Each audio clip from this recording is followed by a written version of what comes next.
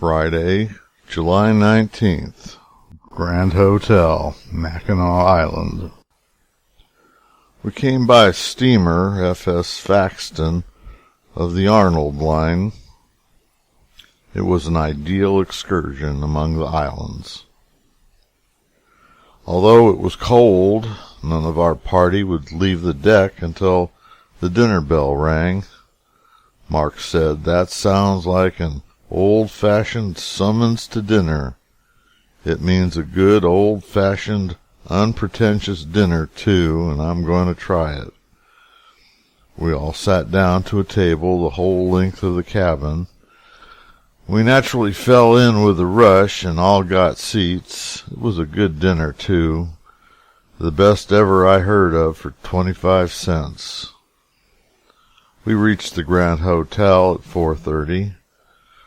I saw one of Mark's lithographs in the hotel office with "Tickets for sale here" written in blue pencil on the margin. It seemed dull and dead about the lobby and also in the streets. The hotel manager said the casino, an adjoining hall, was at our service free, and the keeper had instructions to seat and to light it. Dinner time came. We all went down together. It was Mark's first appearance in a public dining room since we started. He attracted some attention as he entered and sat down, but nothing especial. After dinner, the newsstand man told me he had not sold a ticket, and no one had inquired about the lecture.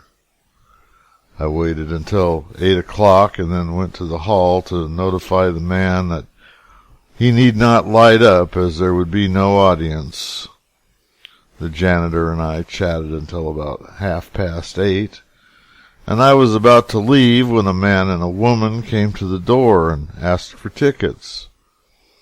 I was on the point of telling them that there would be no lecture when I saw a number of people, guests of the hotel, coming. I suddenly changed my mind and told them admission $1, pay the money to me, and walk right in. The crowd kept rushing on me, and so I was obliged to ask everybody who could to please have the exact amount ready, as I was unable to change large bills without a good deal of delay. It was after 9 o'clock before the rush was over, and I sent a boy for Mark. He expressed his pleasant surprise. I asked him to walk to the platform and introduce himself, which he did, and I don't believe an audience ever had a better time of an hour and a half. Mark was simply immense. I counted my money while the show was going on and found I had taken in $398. When about half through, 2 young men came to the door and wanted to be admitted for $1 for the 2. I said, "No, $1 each. I cannot take less." They turned to go. Then I called back and explained that I needed $2 more to make the receipts just $400, and said, "Now if you'll pay $1 each and complete my pile, you can come in and enjoy the best end of the performance. And when the show is out, I'll take you downstairs and blow you off for twice that amount." They paid the $2, and after the crowd had left, I introduced them to Mark, and we all went down to the billiard room and had a good time until 12 o'clock, and Mark and I made 2 delightful acquaintances. This has been one of our best days. Mark is gaining.